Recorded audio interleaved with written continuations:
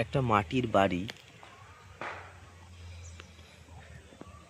এই বাড়িটাকে দেখে হঠাৎ থমকে গেলাম। মানে ভাবা যায় না বিষয়টাকে দেখলে। আজকে এই বাড়িটার একটা ভগ্ন স্তূপ দেখতে পাচ্ছি। কি অপূর্ব দেখতে একটা মাটির বাড়ি, মাটির দোতলা, কিন্তু এই বাড়িটা শেষ। এইরকমভাবে আমাদের যে সমস্ত পুরনো নিদর্শনগুলো ছিল, খড়ের ছাউনি, মাটির বাড়ি, এর মধ্যে যে শেষ হতে যাচ্ছে। কত প্রাণ ছিল এই বাড়ির মধ্যে। এই বাড়িটাকে কিন্তু, এই বাড়িটা এমনি কিন্তু নয়।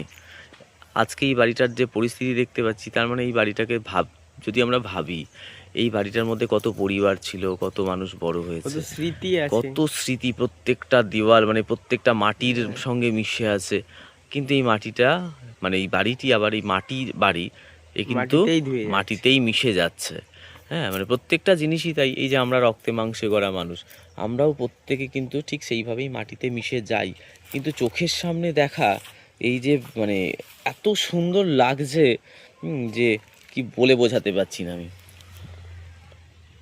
সেখানে চলে এসছে আমাদের সুন্দরী, আবার মানে সুন্দরী পোজ দেওয়ার জন্য একদম রেডি। আমি ছবিতে জানি না, বা আমাদের সব হিরোইনরা আছে, এই হিরোইন মানে দুর্দান্ত, কি তাই তো রে? সুন্দরী একদম। আর সুন্দরী তার কিন্তু কখনোই পার্টনারকে ছাড়ে না। আমি সুন্দরীর পার্টনারকে একটু দেখিয়ে দিই, একদম সলিড সুন্দরীর পার্টনার এটা। ও সারাক্ষণ আমার সঙ্গে ঘুরে বেড়াচ্ছে, তাই তো? এদিকে তাকা।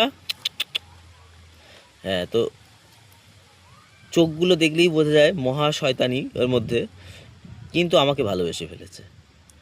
সব সময় ঘুরছে একসঙ্গে, যেখানে যেখানে যাচ্ছি। আর যাই হোক, তো এদের সঙ্গে ঘুরতে ঘুরতেই যে নিদর্শনটা দেখলাম, ভেতরে আসুন দেখবো।